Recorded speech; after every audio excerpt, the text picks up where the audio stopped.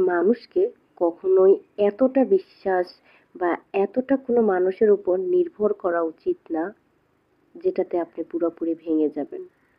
আপনার অনেক কিছু করার থাকবে, অনেক অপশন থাকবে, কিন্তু হয়তো আপনি ওই মানুষটাকে ছাড়া চিন্তাই করতে পারবেন না যে আমি এটা করতে পারবো।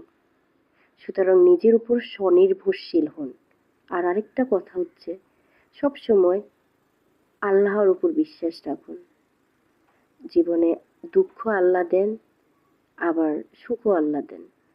সুতরাং যদি আপনি নিজের জায়গায় সৎ হন, ভালো থাকেন, সৃষ্টিকর্তার উপরে বিশ্বাস রাখেন, তবে ইনশাআল্লাহ আপনি কখনো ঠকে যাবেন না। কেউ যদি আপনাকে ঠকায়, সেই ঠকে যাবে, আপনি না।